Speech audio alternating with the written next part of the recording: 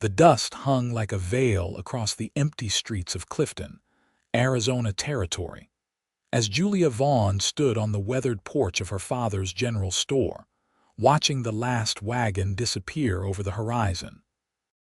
The railroad had chosen another route, 20 miles east, and like tumbleweeds in the wind, the townspeople had packed up and followed fortune's call, leaving behind nothing but hollow buildings and broken promises. Julia wiped away a tear with the back of her hand, the weight of abandonment pressing down on her shoulders like the scorching summer sun of 1878. At 22, she was now the sole inhabitant of a ghost town, clinging to the only home she'd ever known.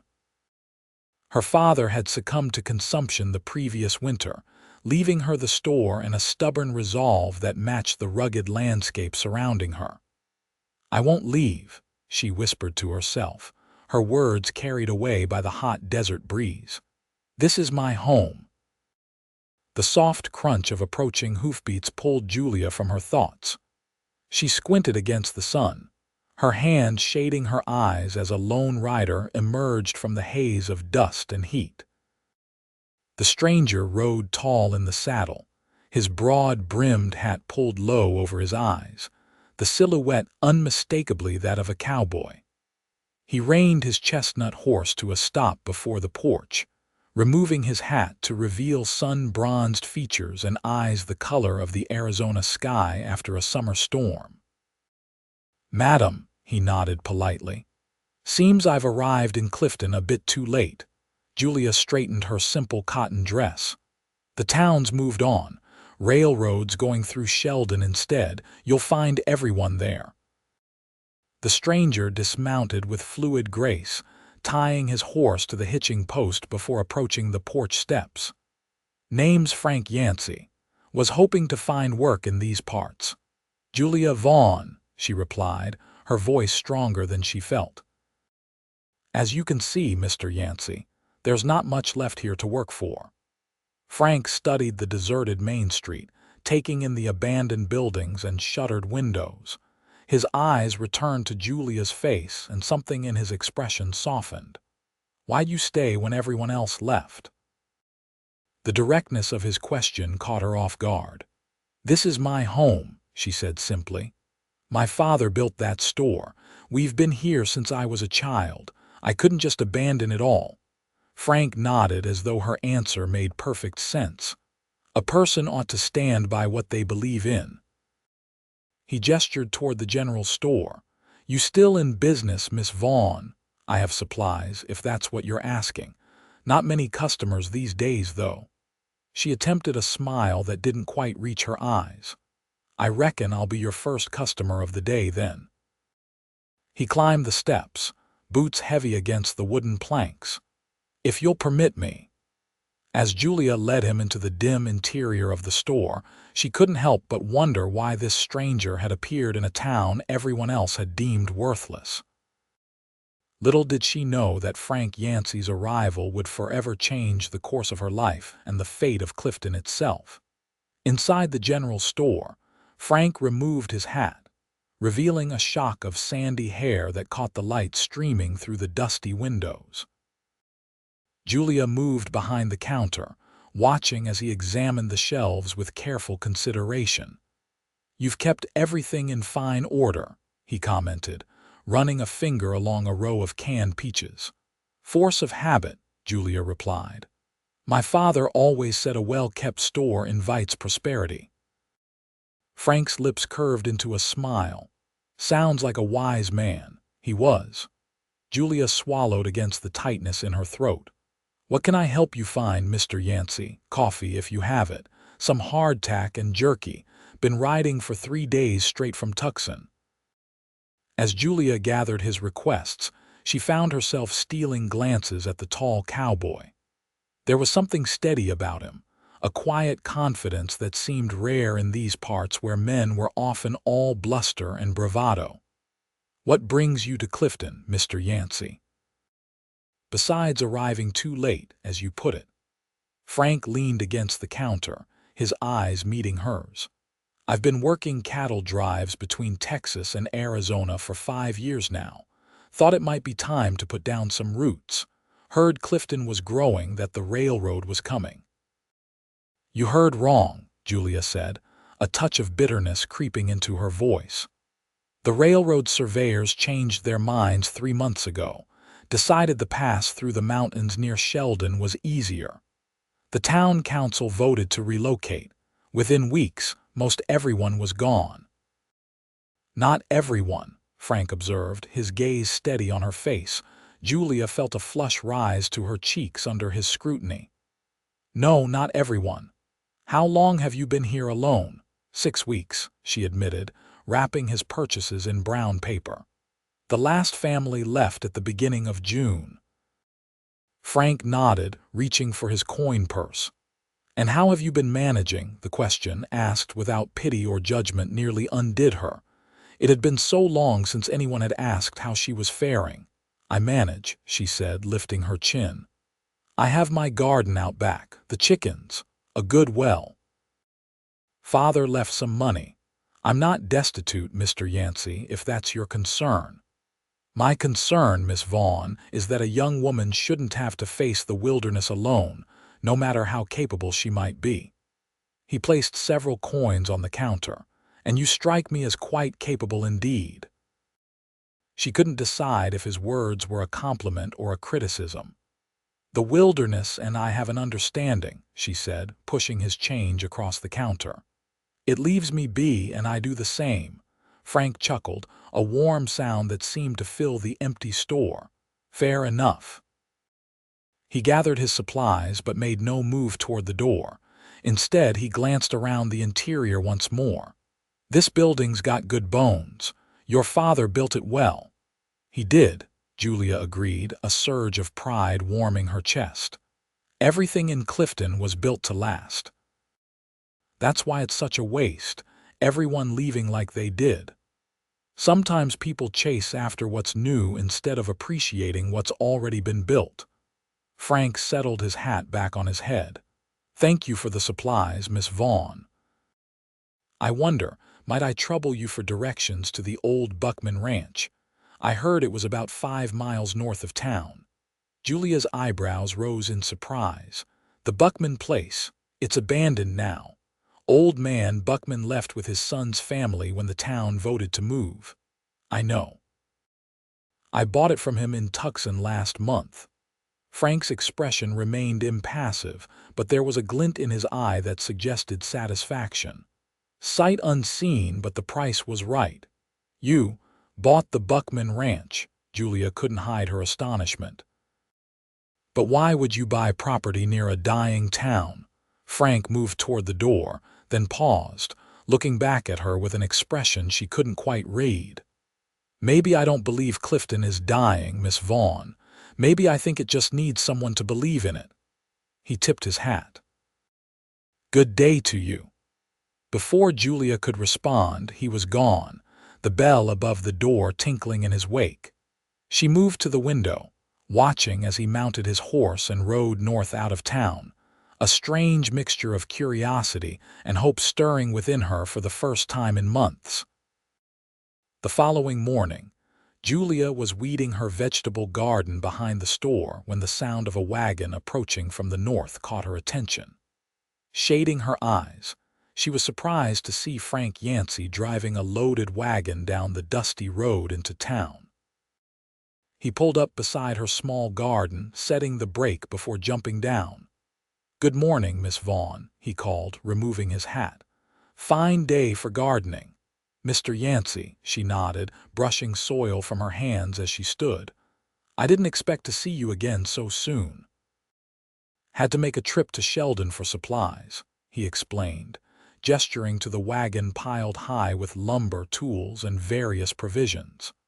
The Buckman place needs more work than I anticipated. Julia's eyes widened at the amount of supplies. You're planning to stay then? To actually live at the ranch, Frank's expression turned serious. I am. Ranch has good water, decent grazing land. The house needs work, but it's nothing I can't handle. He paused, studying her garden. Those tomatoes look healthy. You've got quite a green thumb." "Thank you," Julia replied, finding herself unexpectedly pleased by his observation. "The soil here is good if you know how to work it. I was hoping you might be willing to sell me some of your fresh produce whenever you can spare it. Living on jerky and beans gets tiresome quick." Julia felt a small smile tugging at her lips. "I suppose I could spare some vegetables now and then. For a fair price, of course." "Of course," Frank agreed, his own smile warming his features. "I wouldn't have it any other way." They stood in comfortable silence for a moment before Frank cleared his throat. "Miss Vaughn, I was wondering if you might join me for supper tomorrow evening, at the ranch, as a thank you for being so accommodating to a newcomer." The invitation caught Julia entirely off guard. She hadn't shared a meal with anyone since her father's passing, had grown accustomed to the solitude of eating alone. "That's very kind, Mr. Yancy, but just a neighborly supper," he added quickly. "Nothing improper intended. I'd value your knowledge of the area. And truth be told, I could use the company." Something in his honest admission resonated with Julia. The loneliness of the past weeks pressed heavily upon her, and the thought of conversation over a meal suddenly seemed like water in the desert. "Very well," she found herself saying. "Tomorrow evening." Frank's face brightened. "I'll come collect you at 5 if that suits." "It suits," Julia nodded, surprising herself with how easily she'd accepted. As Frank climbed back onto his wagon and continued toward the Buckman Ranch, Julia returned to her gardening, her thoughts scattered like seeds in the wind. For the first time since the town had abandoned her, she felt a flicker of something that might have been hope. The next day passed with agonizing slowness, as Julia alternated between anticipation and anxiety about her supper with Frank Yancy. She found herself paying unusual attention to her appearance, selecting a blue calico dress that her father had once said matched her eyes, and pinning her chestnut hair in a style more elaborate than her usual practical bun. At precisely 5 o'clock, Frank arrived in his wagon, freshly shaved and wearing a clean shirt beneath his leather vest.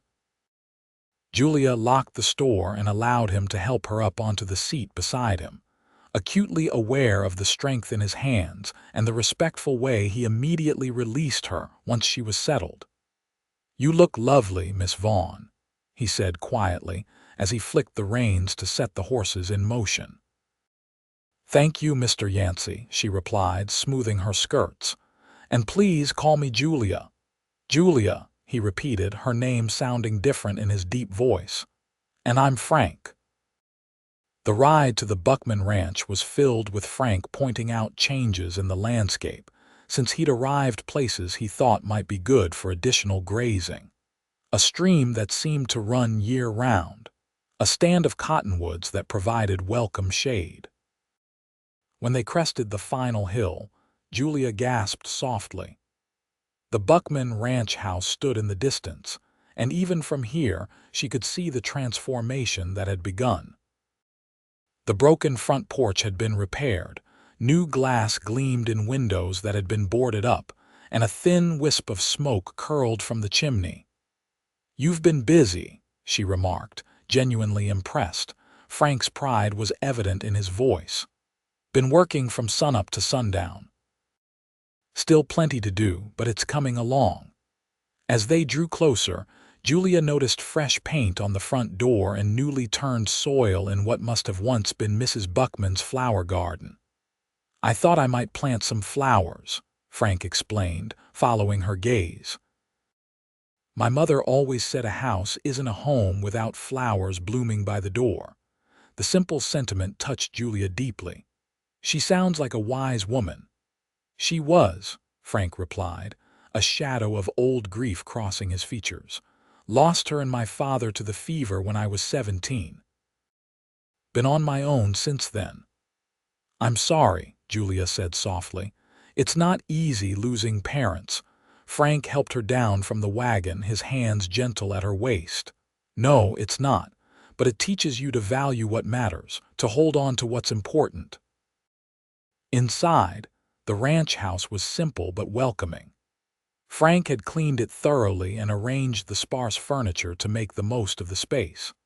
A table set with mismatched but clean dishes stood in the center of the main room, and delicious smells wafted from the iron stove in the corner. "I hope you like venison stew," Frank said, suddenly appearing almost bashful. "It's about the only thing I can cook with any skill." "It smells wonderful," Julia assured him. "Can I help with anything? Just sit," he insisted, pulling out a chair for her. "You're my guest tonight." Over the simple but hearty meal, conversation flowed more easily than Julia had expected. Frank told her of his years working cattle drives, of the characters he'd met, and the places he'd seen. In turn, she shared stories of growing up in Clifton, of the community that had once thrived there, and of her father's dreams for the town. "He believed in Clifton," she explained, her voice growing passionate, "even when others doubted. He invested everything he had in that store and our future here." Frank listened intently, his blue eyes never leaving her face. "He sounds like a man of vision." "He was," Julia agreed, then sighed. "But in the end, it wasn't enough. The railroad changed everything." "Railroads come and railroads go," Frank said thoughtfully.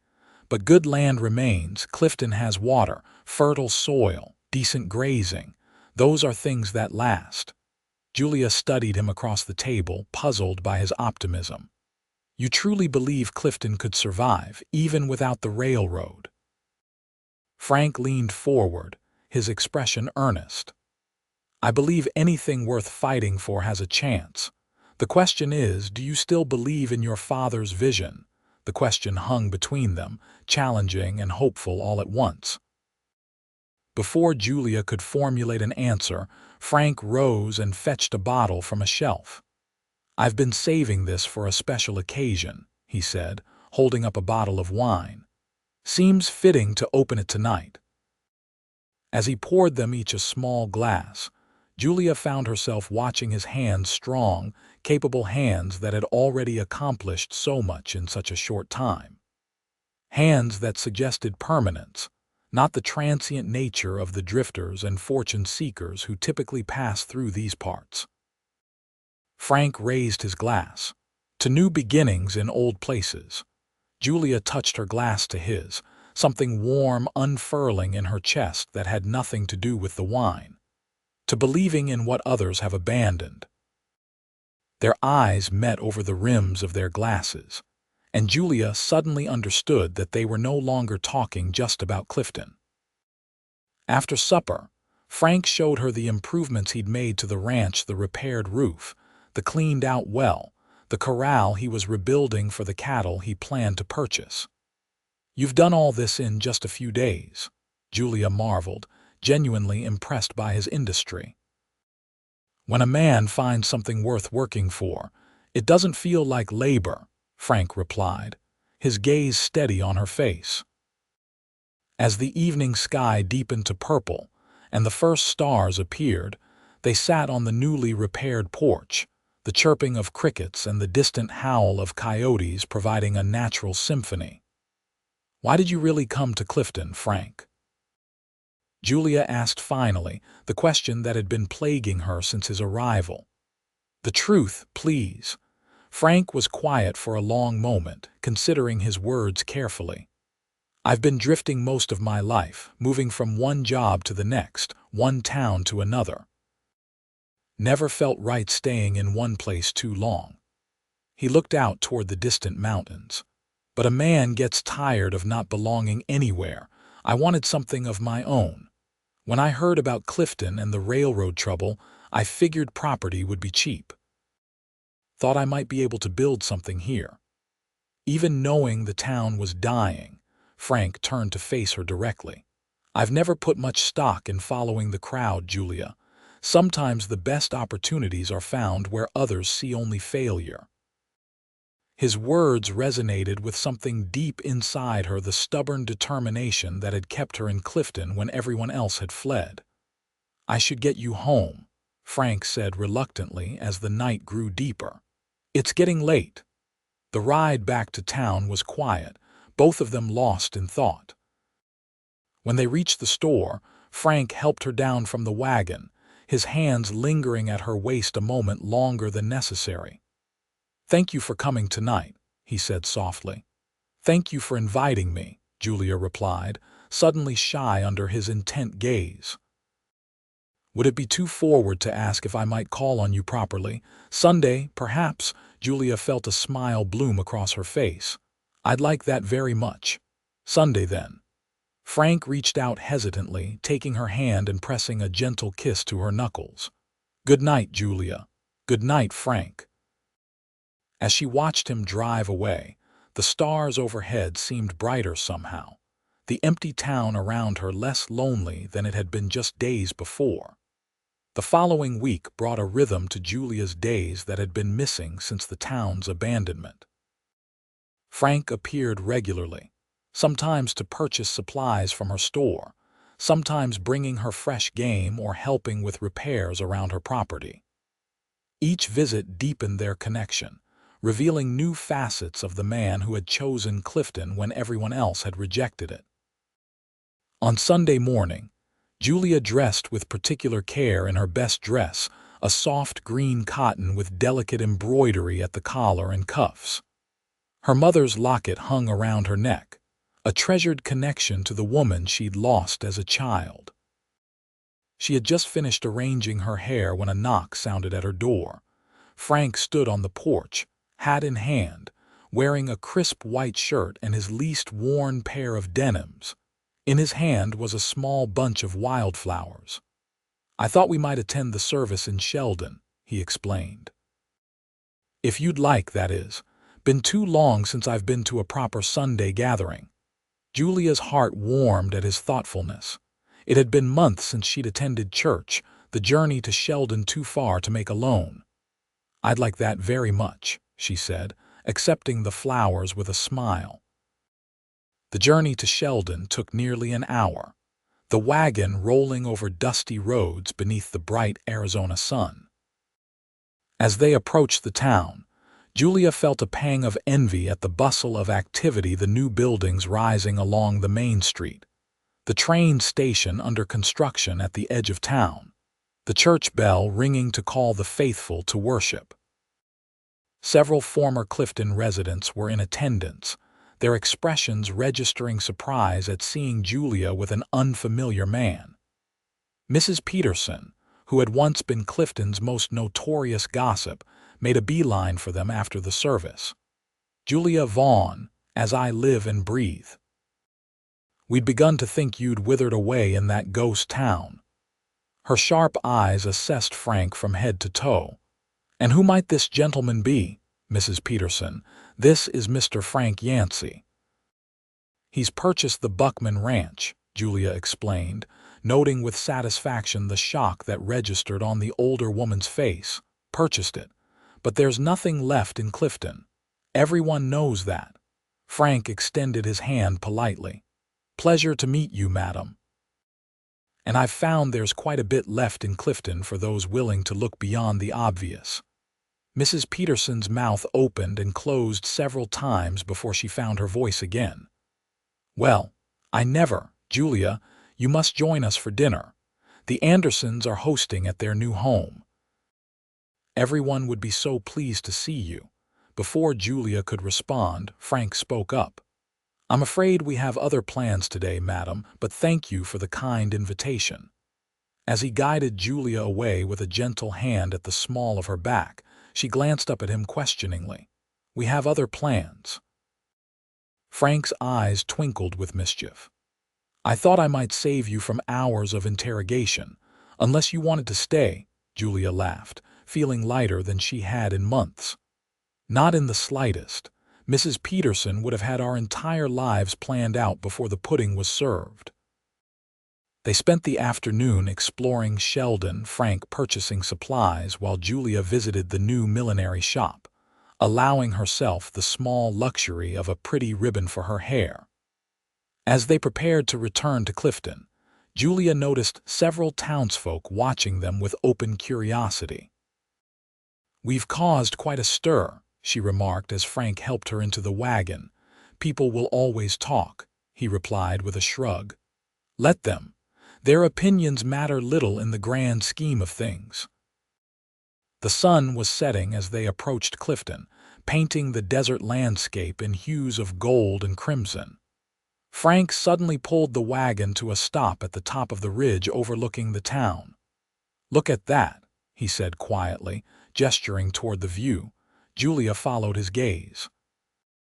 Below them, Clifton lay nestled in the valley, the last rays of sunlight glinting off window glass and the weathered wood of buildings that had once housed a thriving community. From this distance, the town didn't look abandoned, it looked peaceful, waiting. "I see possibility," Frank continued, his voice low and intent.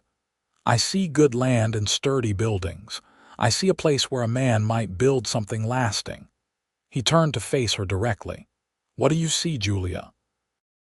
She looked out over her hometown, seeing it suddenly through new eyes, not as a failure but as potential unrealized. "I see home," she said simply.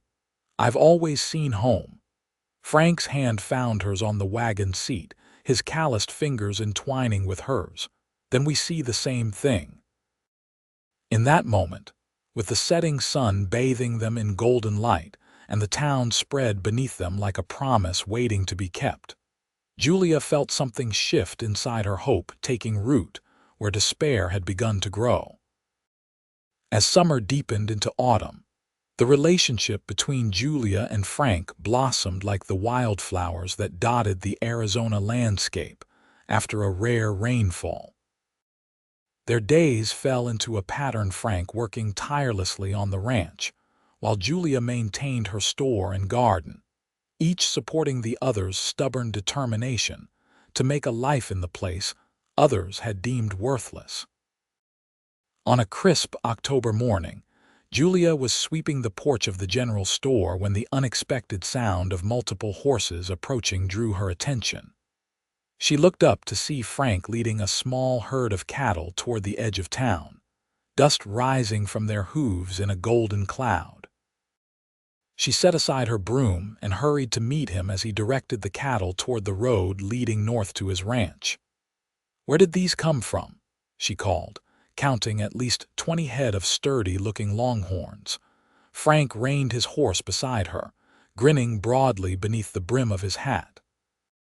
"Bought them from a rancher outside Tucson who's switching to sheep. Got a fair price." His eyes gleamed with excitement.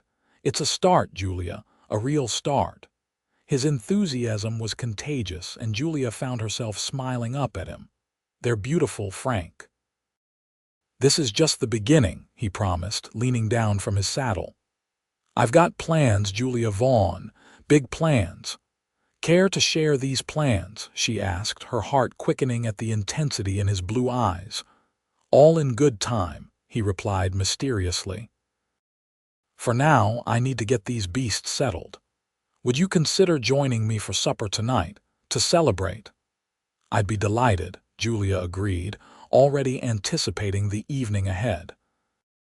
That night, over a meal of fresh beef and vegetables from Julia's garden, Frank revealed more of his vision for the future. "I've been thinking," he began, refilling her coffee cup. "Clifton's got good water and plenty of land for grazing. The buildings are sound. What it lacks is people and purpose." Julia nodded, having come to the same conclusion during her solitary months in the abandoned town. "The railroad was supposed to be our purpose." "Maybe it was never meant to be about the railroad," Frank suggested, leaning forward earnestly. "Maybe Clifton's meant for something else entirely." "Such as?" Frank's expression grew animated. "Cattle. Not just a few head, but a proper operation. The grasslands north of town could support several hundred head. There's a growing demand for beef in the mining towns, and with the southern Pacific pushing west, Markets in California will be more accessible than ever. Julia considered his words, seeing the logic in his reasoning. But it would take more than just your ranch to make a difference for the town. Exactly, Frank agreed, reaching across the table to take her hand. Which is why I've been corresponding with my former trail boss, Joshua Miller. He's been looking to settle down, start his own spread. When I told him about the land available around Clifton, he expressed real interest. Julia's eyes widened. You mean someone else might actually come here? Intentionally, Frank chuckled at her expression. Is it so hard to believe that others might see what we see in this place? After watching everyone I've known my whole life abandon it. Yes, a bit hard to believe, Julia admitted. Frank's expression softened, his thumb tracing circles on the back of her hand. Sometimes it just takes one or two believers to start something worthwhile, Julia. You stayed when everyone left. I came when no one else would. Maybe others will follow, if we give them reason to. The conviction in his voice kindled something in Julia's chest, not just hope, but a flicker of the same vision that seemed to drive Frank. For the first time since the town's abandonment, she allowed herself to imagine Clifton reborn, different from what had been planned perhaps, but alive again. What can I do to help? She asked, surprising herself with her eagerness. Frank's smile was like sunrise breaking over the distant mountains. Keep believing. Keep fighting for this place like you've been doing all along. He hesitated, then added more softly, and maybe consider becoming my partner in more ways than one. Julia's breath caught at the implication behind his words. Frank, are you? A sudden pounding on the door interrupted her question. Frank rose quickly, his hand moving instinctively to the revolver at his hip. Who's there? He called, moving to position himself between Julia and the door. Name's Miller, Joshua Miller, Frank Yancy in there. Frank's tense posture immediately relaxed. Josh. He threw open the door to reveal a weathered man in his 40s, trail dust still clinging to his clothes. What in blazes are you doing here already?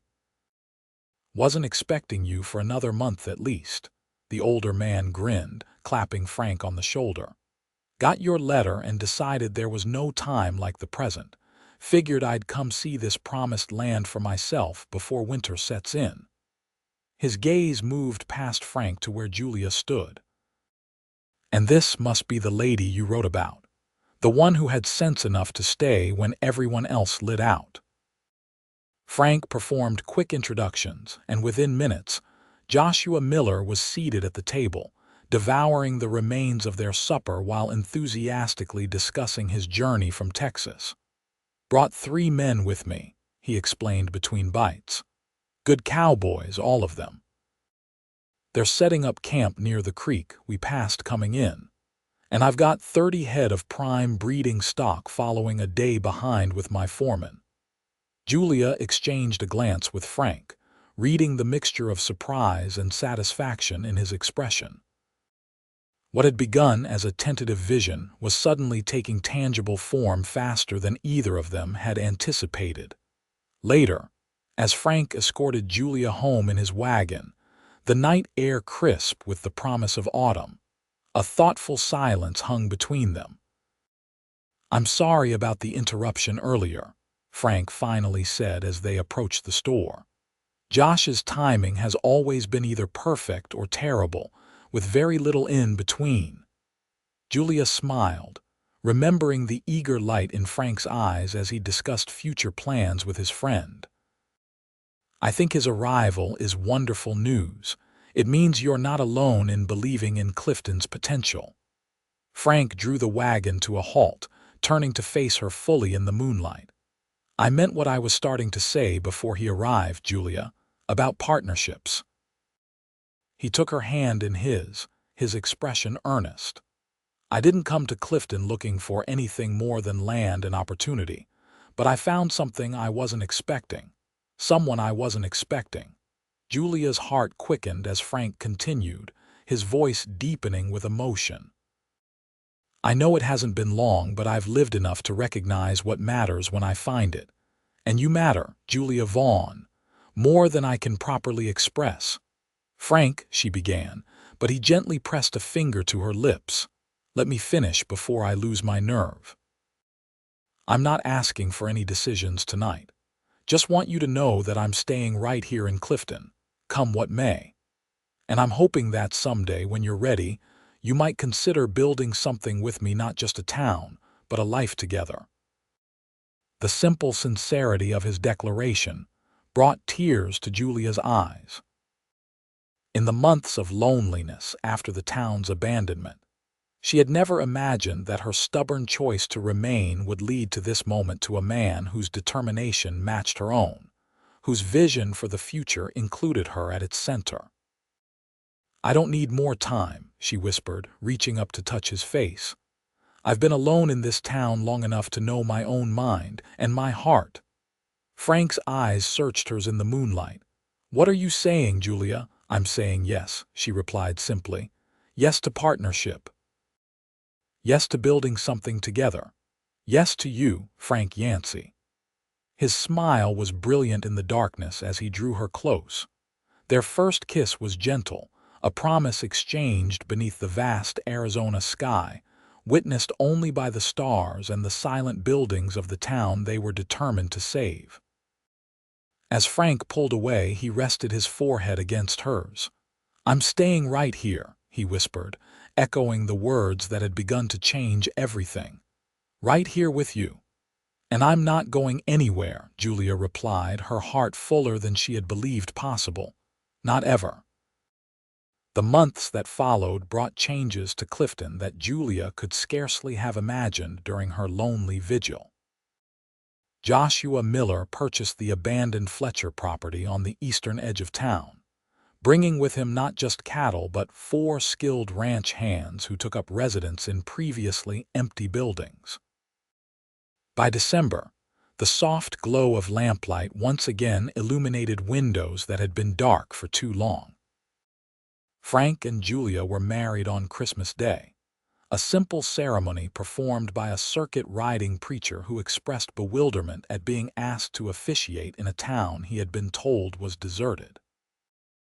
They exchanged vows in the small church that had stood empty for months, now filled with the handful of people who represented Clifton's new beginning: Joshua Miller and his Cowboys, 2 prospectors who had drifted into town and found work with Frank, and surprisingly, the Petersons from Sheldon, who had come bearing reluctant congratulations and undisguised curiosity. "Never thought I'd set foot in this town again," Mrs. Peterson confided to Julia after the ceremony. "But I must say, there's something inspiring about what you and Mr. Yancy are attempting to do here." Julia, radiant in a cream-colored dress with her mother's locket at her throat, merely smiled. "Sometimes the best things grow from what others have abandoned, Mrs. Peterson." Frank and Julia made their home at the ranch, but Julia maintained the general store, opening 3 days a week to serve the small but growing population.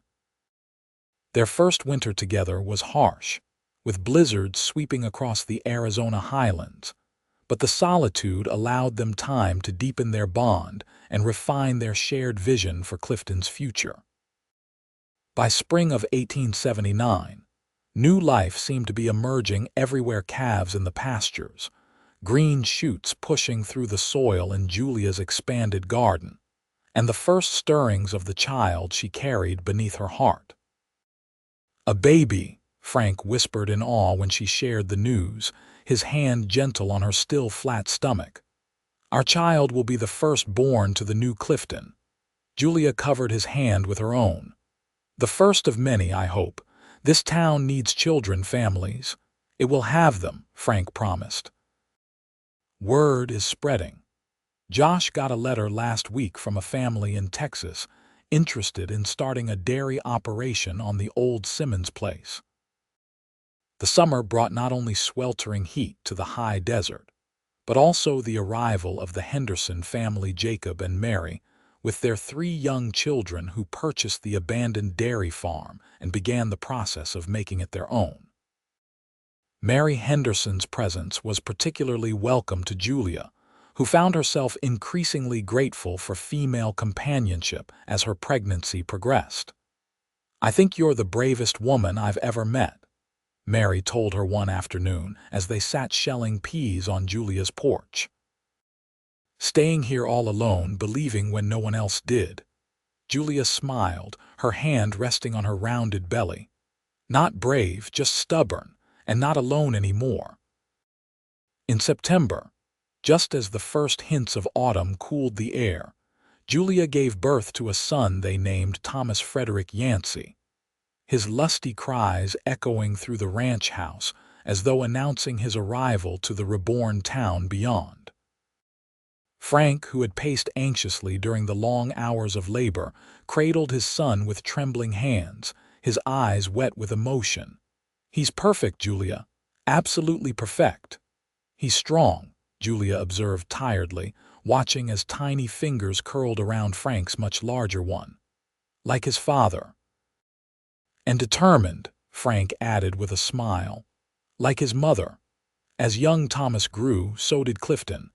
By his first birthday, the town had nearly 20 residents.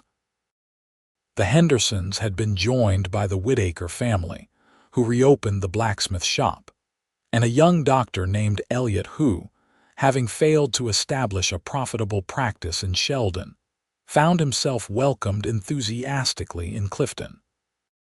The railroad that had bypassed them proved less catastrophic than originally feared. Frank and Joshua Miller established a successful cattle operation that utilized the stage-coach route to transport beef to markets in Tucson and beyond. The abandoned buildings found new purpose. The old saloon became a community gathering place. The milliner's shop reopened under Mary Henderson's skilled hands. And even the small schoolhouse saw new life when the community hired a teacher for the handful of children now in residence. Most surprising of all was the day Mrs. Peterson arrived in a wagon loaded with household goods, her husband following behind with furniture and supplies. "The air in Sheldon doesn't agree with Mr. Peterson's lungs," she explained primly to a shocked Julia, who was now operating the general store full-time with the help of a young assistant. "And the noise from that railroad is simply unbearable. We've decided a quieter setting would be more suitable for our retirement years." Julia bit back a smile, suspecting that curiosity and a reluctance to miss anything of interest had more to do with the Petersons' return than any concern for Mr. Peterson's lungs. Nevertheless, she welcomed them warmly, helping them re-establish themselves in their former home. "Clifton's becoming quite the community again," Frank observed that evening as they sat on the porch of the ranch house, young Thomas sleeping peacefully in Julia's arms. "Different than before, but perhaps stronger in its way." Julia nodded, watching the sunset paint the distant mountains in shades of gold and purple. "It's like the wildflowers after a fire," she mused. "What returns isn't exactly what was there before, but it's beautiful in its own right." "And resilient." Frank's arm tightened around her shoulders. "We built this together, Julia, you and me." "And Thomas," Julia added, smiling down at their slumbering son. "He's part of Clifton's future now." "The best part," Frank agreed, pressing a kiss to her temple. As darkness fell over the landscape, the lights of Clifton twinkled in the distance, fewer than in its heyday perhaps, but steady and enduring. Julia leaned into her husband's embrace, reflecting on the journey that had brought them here, her stubborn refusal to abandon her home, Frank's arrival when hope seemed lost, and the simple, powerful words that had changed everything. "I'm staying right here." In the years that followed, Clifton continued its transformation from abandoned settlement to thriving community. Though never as large as Sheldon or as commercially important as Tucson, It established itself as a respected cattle center, with the Yancy Miller operation expanding to become one of the most successful in the territory. Thomas was joined by a sister, Eleanor, in 1881, and another brother, James, in 1883. The Yancy children grew up knowing the story of how their parents had believed in Clifton when no one else would, a tale that became part of the town's evolving identity. By 1885, Clifton boasted over 50 residents, a proper school with 12 students, a small church that held regular services, and businesses that served not only the town but travelers passing through on their way to larger settlements. The irony was not lost on the original residents. When a spur line of the railroad was eventually built to Clifton in 1888, primarily to facilitate cattle shipments, but bringing with it additional commerce and opportunity. On the 10th anniversary of their wedding, Frank took Julia to the ridge overlooking the town, the same spot where they had paused on that fateful Sunday years before. "You remember what I asked you here," he said, holding her close against the December chill. Julia smiled, leaning into his embrace. "You asked what I saw when I looked at Clifton. And you said you saw home," Frank recalled, his breath forming clouds in the cold air. "I still do," Julia replied, gazing down at the town that now boasted neat streets, well-maintained buildings, and the steady rhythm of community life. "But now it's home to so many others, too." Frank turned her gently to face him. "You know, when I rode into Clifton that first day and saw you standing alone on that porch, I thought you were the bravest, most beautiful woman I'd ever laid eyes on. And I thought you were either mad or lost," Julia laughed, reaching up to touch his face, now bearing the distinguished lines of a man in his prime. "Perhaps a bit of both," Frank acknowledged with a grin, "but I found my way thanks to you." "We found our way together," Julia corrected softly.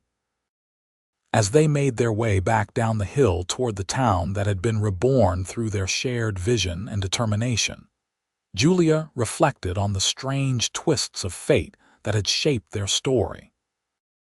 Had the railroad not changed its route, had the townspeople not abandoned Clifton, had she not stubbornly remained when all others left, none of what followed would have come to pass. "No regrets?" Frank asked, seeming to read her thoughts as he often did after years of partnership. Julia squeezed his hand, her heart full as she watched their children running ahead down the path, their laughter carried on the winter wind. "Not a single one," she replied. "Everything that happened led us here, led us home." That evening, as the expanded Yancy family gathered with friends and neighbors to celebrate not just Frank and Julia's anniversary, but the community they had built together, Joshua Miller raised his glass in a toast that brought tears to Julia's eyes. "To Julia and Frank Yancy," the now silver-haired rancher declared, "who taught us all that sometimes staying put is the most courageous journey of all." Glasses clinked amid calls of "Hear, hear." As Frank rose to address the gathering, his hand finding Julia's as it had countless times over the years. "10 years ago, I made the best decision of my life when I told this remarkable woman that I was staying right here," he said, his voice rich with emotion. "Not a day has passed that I haven't been grateful for that choice, for this town, for all of you who believed enough to join us, but most of all for Julia, who had the courage to stand alone until she didn't have to anymore." As applause filled the room, Julia looked around at the faces that represented Clifton's rebirth families who had found their place in a town others had deemed worthless, children who would grow up knowing only that this was home, friends who had become as dear as family through shared struggles and triumphs. In that moment, surrounded by the life they had built from abandonment and desolation, Julia knew with absolute certainty that sometimes the greatest adventures begin not with departure, but with the courage to remain. Later that night, as she and Frank walked home beneath a canopy of stars, their children asleep at the Hendersons for the special occasion. Julia paused to look back at the town glowing with lamplight against the darkness. "You know," she said thoughtfully, "when everyone was leaving, my father told me something I've never forgotten. He said, Julia, sometimes the world rushes forward so fast it misses the treasures right beneath its feet." Frank followed her gaze to the peaceful town below. "Your father was a wise man. Clifton was the treasure they missed." Julia shook her head, turning to look up at the man who had ridden into her life when she needed him most. "No, Frank, Clifton was just a place. The real treasure was the possibility it represented, the chance to build something lasting, something true, the opportunity to discover what matters most." "And what matters most, Mrs. Yancy?" Frank asked softly, drawing her close. "This," she whispered, standing on tiptoe to press her lips to his. "Us. The life we've created together. The legacy we'll leave for our children and this town." As they continued homeward, hand in hand beneath the vast Arizona sky, Julia reflected that the greatest journeys aren't always those that take us farthest from where we begin. Sometimes, the most meaningful journey of all is standing firm when the world tells you to move on and finding, in that stillness, exactly where you were meant to be all along. In the history of Clifton, Arizona Territory, many would later mark the day when a stubborn young woman named Julia Vaughn refused to abandon her father's store, and a determined cowboy named Frank Yancy declared, "I'm staying right here," as the moment when a dying town found new life and two souls, steadfast in their belief that some places are worth fighting for, found in each other the home they had each been seeking all along.